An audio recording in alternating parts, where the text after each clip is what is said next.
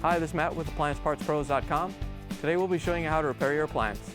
Remember, anytime you work on an appliance, make sure it's unplugged or the circuit breakers are off so there's no chance of electrocution. In this video, we're going to show you how to change out the GE refrigerator temperature control. It's going to be a very easy repair and should only take a few minutes to show you how to do it. If you already have one of these, great. If not, you can click on the link below or get it at AppliancePartsPros.com. When you open up the package, you're going to get the instruction sheet and the temperature control. The temperature control controls the temperature inside the refrigerator. The main reason you'll be changing it out is if it's failed and the unit's not cooling. In order to get to the part, we have to open up the refrigerator door. Now that we have the door open, we have access to the temperature control. It's mounted in this box on the top of the refrigerator. First thing we're going to do is take out the light bulb. It's just a regular light bulb. All you have to do is unscrew it counterclockwise and pull it out. Once you have the light bulb out, we're going to use a Phillips screwdriver to take out the two screws that hold the box to the top of the refrigerator.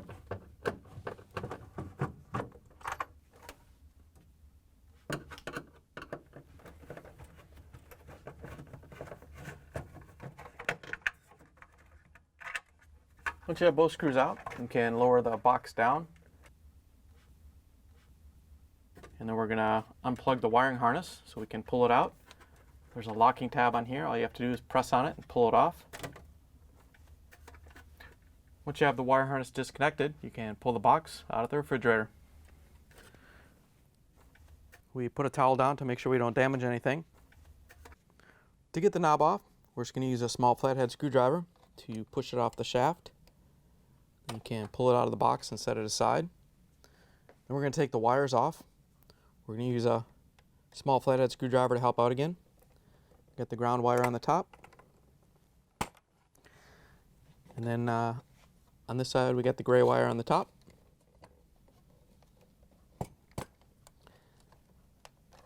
And the double brown on the bottom. Once you have the wires disconnected, we're going to press over on these little locking tabs while you're lifting up on the control so you can get each side up.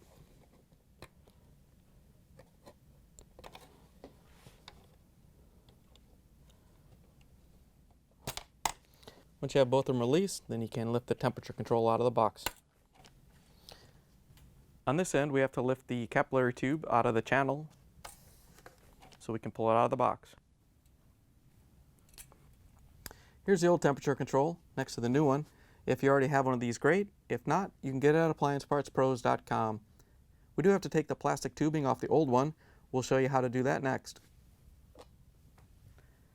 When you're swapping the plastic tubing from the old one to the new one, we have to carefully stretch out the capillary tube on the new one. You want to make sure you don't kink it anywhere. If you kink the capillary tube, it's not going to work anymore.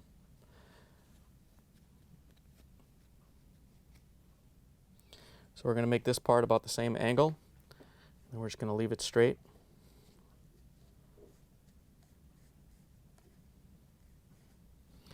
And then we can pull it off the old one.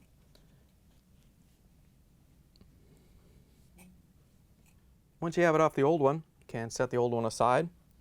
Then we're going to carefully slide it up the new one. Just want to push it on all the way until it bottoms out at the end.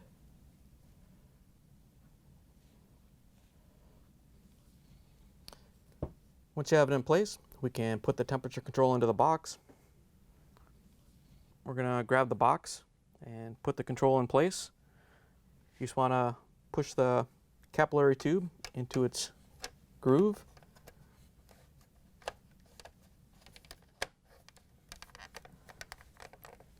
And then we have to make sure that the terminals are facing the right way. And then we can bend the capillary tube carefully around the defrost timer.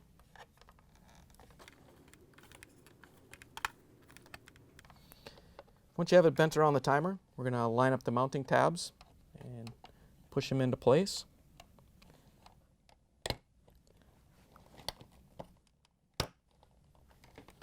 And then if you have to, you can carefully bend the capillary tube so it's not hitting anything. And out of the way. Once you have it in place, we can reconnect the wires. Remember, the double brown was on the bottom. The gray was on the top.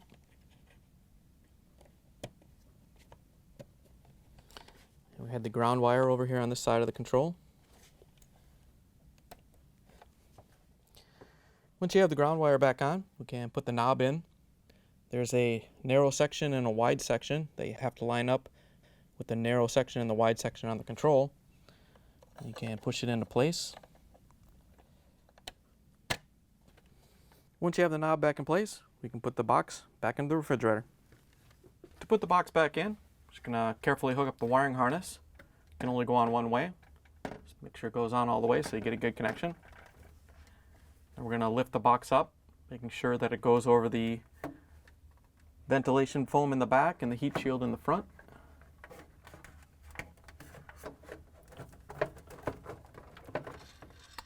Once you have it in place, we can use the Phillips screwdriver to put the screws in.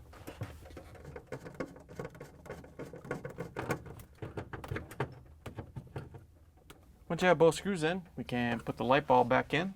All you have to do is line it up with the socket and screw it in.